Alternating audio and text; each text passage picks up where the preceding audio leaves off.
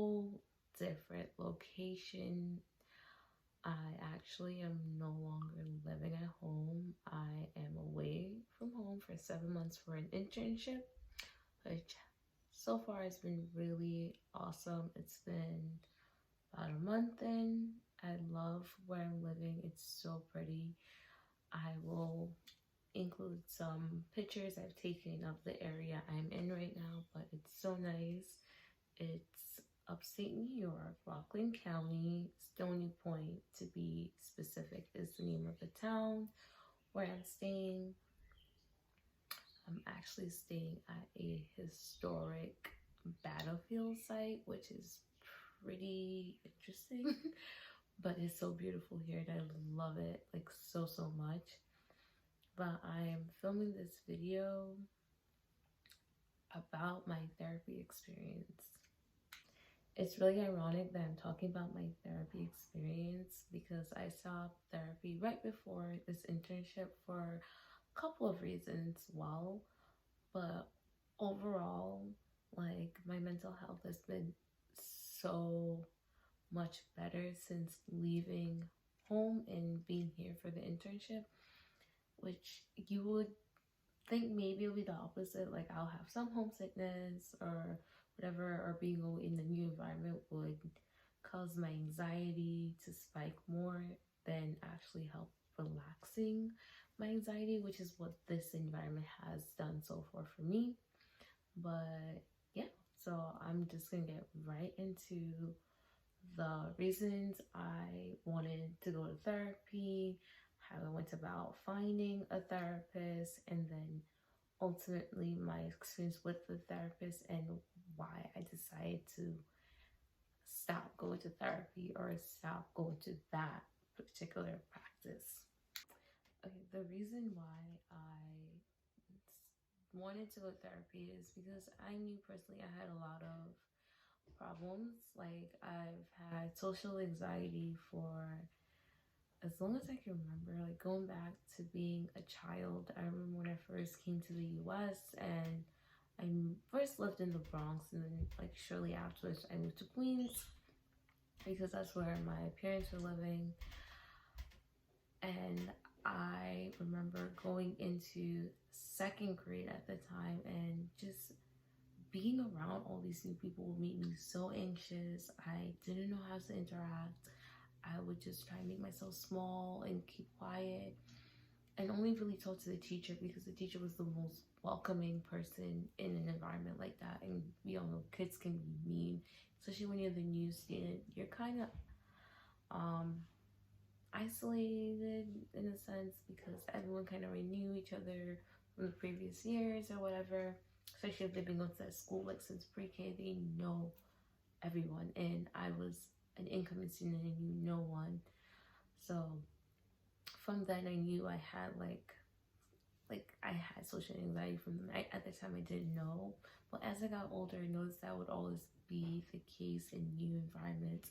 I never really like interacting with people a lot, and it made me really nervous to be around people for the first time. Even like multiple times I'll always feel like I'm being judged, I don't belong, there's something wrong with me or whatever. Why I can never truly have deep meaningful friendships because I always felt like an outsider even in my own friend groups at times. So I knew I had some form of social anxiety by the time I was in like maybe high school. I really was able to identify what that was. I also had a lot of traumas stemming from my parents. Like I had abandonment. Sorry, I can never pronounce that word properly in the first try. I have abandonment issues, mainly from my father, even though my father's in my life and has been in my life since I was a baby up till now. But like he's been there like physically, but emotionally he's not there. Like I don't really have a relationship with my father. Not, and I don't even want to say I haven't tried because I have tried. It doesn't work out. I have been abused. Like there's a lot that goes into it that I don't really want to put out there, but I always knew I had a lot of traumas. I had anxiety. At points, I would feel like I was depressed, and previously I have had suicide thoughts. I just always knew I wanted to go to therapy. And quick point, I actually did visit a therapist once with my mom because it was court ordered, because um we had a domestic violence incident in my house, and the court ordered that my father had to go to anger management, which wasn't the first time, wasn't the second time. It was like, this was a constant thing where every time there was a situation like this, they'll just tell him go to anger management and blah blah blah. But this last time, a part of it was they wanted my mom, me, and my older sister at the time to also visit a therapist to see if, I don't even really know, but they just wanted us to visit a therapist. So I did go to therapy. Maybe I was in, I want to say this was middle school, like later middle school, like maybe like 7th grade. So I had to visit a therapist. I did enjoy my experience then, but my mom just didn't like the idea of speaking to outsiders about our family problems. So she was like, yeah, that's the one and only time we're gonna go, and that's because the court ordered us to go. So after that, I never went back to therapy. But I always knew, like, later on in life, I did want to go to a therapist. Like, when I was older and an adult and can go on my own, and I don't kind of need my parents' permission to go. And as I got older, I would, like, half-ass look for a therapist, but I would reach out to people, look online, look them up, email them, try calling them for a consult, and never would hear back from them, which was disheartening. And I'm like, you know what, I'm like, maybe this is a sign I just don't need therapy, even though I know I had a lot of issues that I need to be working on in therapy. So it was, I think, New Year's Day, I was talking to one of my cousins who is in therapy about that I really need to find a therapist. Like, I really, really wanted to go to therapy. And she was just like, how about you just call your provider and ask them to give you a list of therapists that takes your insurance, and that's the easiest way. And I was like, what the fuck? I'm like, why did I never think of this? Like, that's so easy, like, you know? So I did that, and I told her, hold me accountable. If I don't get back to you by this date, that I actually call my provider and ask them for that list, yell at me about it, basically. So I did reach out to my provider. They sent me a PDF file with a whole bunch of different therapist office. So I just picked the closest ones that were in, like, I think like about 5-mile, 10-mile radius from like my house, like my zip code. So I did that. I called around. Some of them, because of the hours they work, didn't really fit with my schedule, because I did work Monday to Friday business hours, because I worked 8 a.m. to 4:30 p.m. So that's common business hours.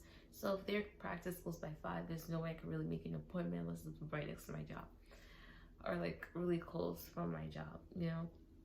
So I did find one, and I really did like the therapist I was going to. Like, she did focus a lot on anxiety as like her specialty area, and like helping people like with confidence, anxiety, and it's like taking back control of their life, which I feel like with my anxiety, it makes me fear a lot, which I'm pretty sure that makes sense. I'm an anxious person. Usually if you're anxious about something, it's like the root cause is like a fear of something, like fear of failure is one of my main one. Fear of judgment is another one that I don't really like, and I have been working on it. I have worked on it, and I'm still like, I'm not in therapy. I'm still using the things I did learn from when I was in therapy to this day and going forward. So like, I was in therapy for like 2.5 months, and I would have weekly sessions. So every Wednesdays I had a session with my therapist, which they were only like half an hour long, which I didn't feel was like enough time to really get like, you know, have a dialogue with someone when you're really trying to work through issues. I do remember breaking down several times in therapy, like crying. It's not fun. Actually, I don't like to cry in front of people. I just think it's so embarrassing. But that's just me. But yeah, like it was going good. We had a lot of technical issues because it was telehealth, because of we were still like in the pandemic and places weren't that open yet, because this was back in February I started, and I last session I believe was like end of April. I want to say end of April. Yeah. So I was in therapy for, I guess like 2.5 months or so, give or take. But yeah, so I was having a lot of technical issues. Towards the end was when I really got annoyed. Like, my therapist sometimes would be late to our appointments, and I didn't like that. As someone who is very prompt about things, I don't like people are late. It shows a lack of respect for my time. Especially for the fact that I would leave work early the days I had therapy appointments. I would have to go in early, leave work early to make sure I get home to be on Zoom for our appointment. So I was putting in this effort to be on time for our appointments weekly, and then for her to not be putting in that same effort did annoy me. So I did not like that.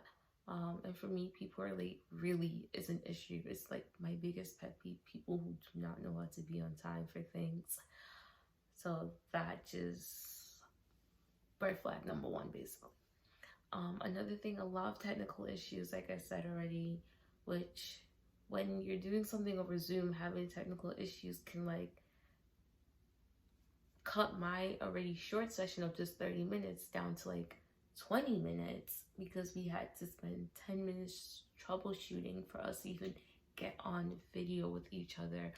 So that was another thing I did not like, and granted, I know that's not her fault. It was just like the way it was, but that was something else that did bother me. The third and main reason I really stopped going was they tried to scam me. Yeah, they tried to scam me out of my money. So my insurance covers the full cost of my payments. So I only need to pay a $15 copay. So with my insurance, any specialist, cardiologist, neurologist, dermatologist, a therapist, any type of specialist, any type of doctor I go to, I have a $15 copay across the board. That does not change. It's always just $15. And I know this because I have gone to other kind of specialists. I've gone to a neurologist because I have like chronic migraines. So I've gone to a neurologist about that. I've gone to a cardiologist. I have heart murmur, which I discovered later in life as a college student. Like I think my sophomore year of college, I found out I had a heart murmur, and so I had to go see a cardiologist a couple of times.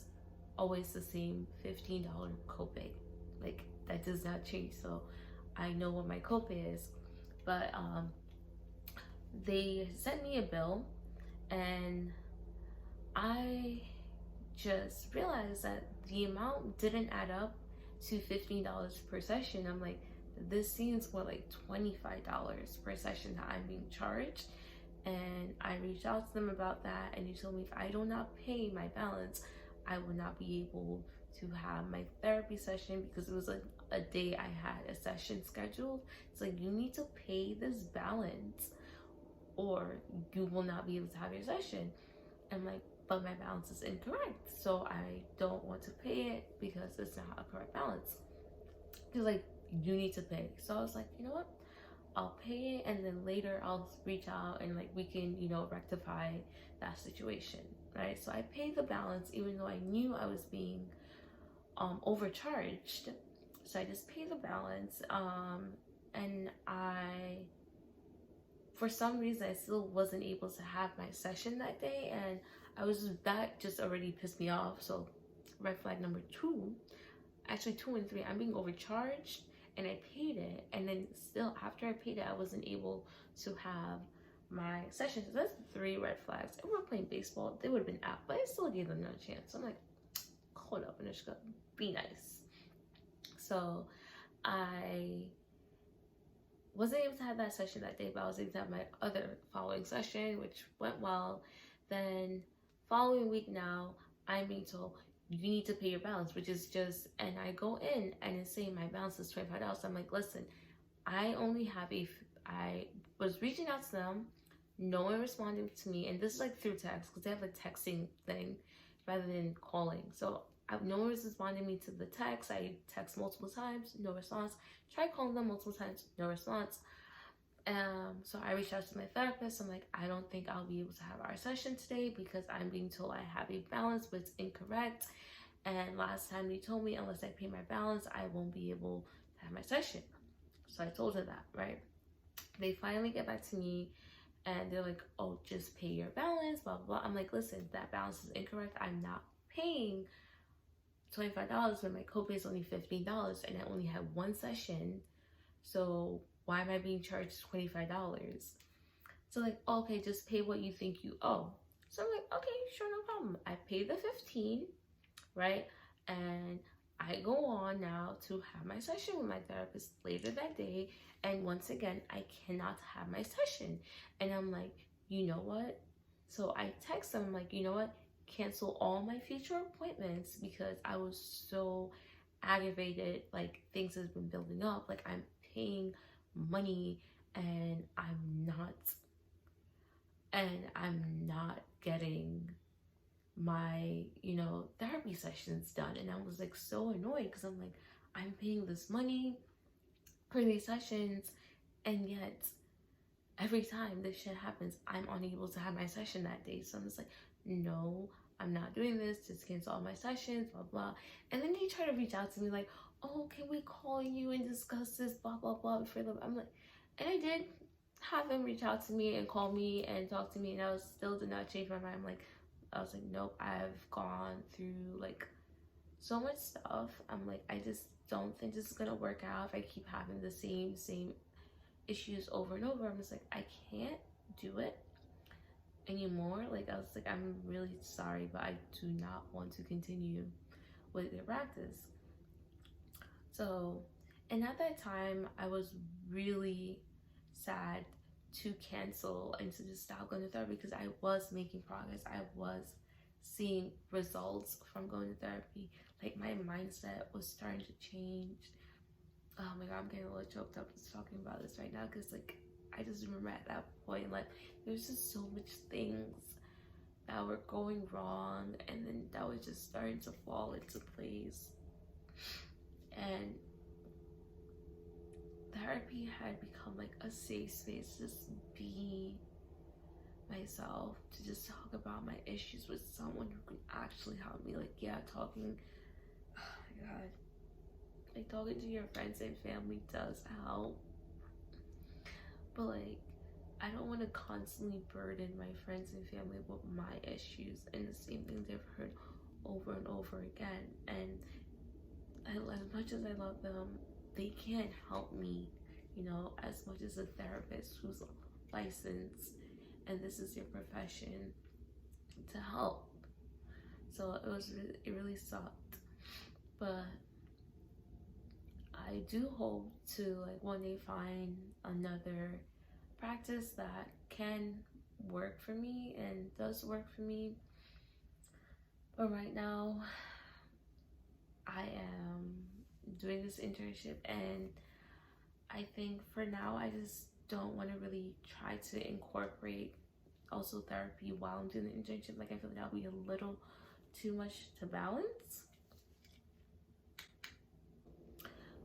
which is another thing I did find out. I was trying to balance so much at the time when I was doing therapy, and I even mentioned it to my therapy at multiple points. Like, I sometimes would just want to say, I want to put a pause on life. I just want to pause life and just breathe, because I had like work, my boyfriend, my social life outside my boyfriend, working out, I had a personal trainer at the time.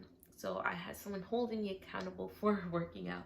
So I couldn't just like not work out in a sense. Yes, I could, but like at the same time, I did want to work out because that does help with my mental health a lot. Working out is a great way to help with my mental health anyways. Might not be for everyone else, it might have the opposite effect, but for me, working out was very beneficial for my mental health.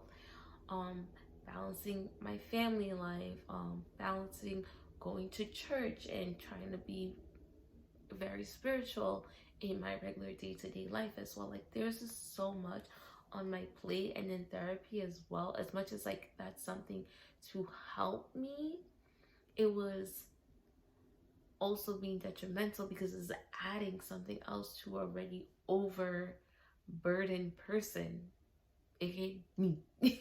So it just was not working out for also that reason, which is why I'm not trying to add going back to therapy again with also this internship. But let's get into this internship and how it's benefited my mental health. So my internship is an environmental stewardship internship. That's a mouthful. So basically I'm doing conservation work where I'm helping restore habitats, maintaining trails like that people can go hiking on and stuff, removing invasive species. So it's very much hands-on field work in the environment, which is something I've been looking for a while. Like, and I'm really happy to be here. I'm about a month into the internship and I absolutely love it. Like I really, really, truly love it. If you can tell by the smile on my face, like I really do love it here. Like I said, where I'm staying is beautiful. Like it's just nature, like woods all around, great view of the water. Like I can see the Hudson River from the back of the house. Like it's like a little secluded spot, and I just feel so much at peace here.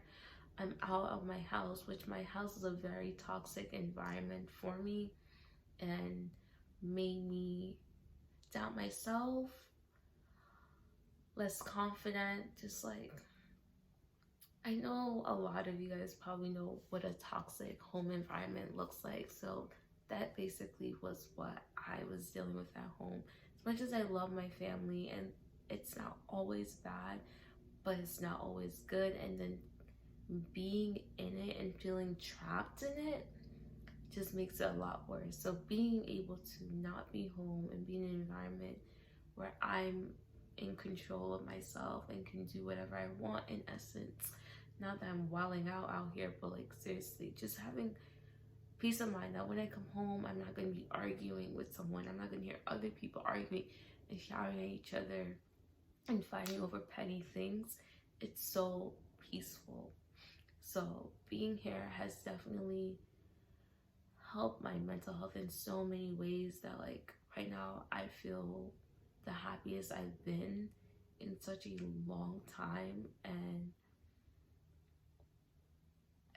as much as I'm going to go back home after the internship, I kind of am dreading that in a sense, which is sad to say, but it's the truth. But yeah, so that's my therapy experience. Like it wasn't all bad. I learned a lot of things. I learned that affirmations are really helpful. They really are. And especially as I'm bad at doing them every day, I try to at least do them a couple times a week.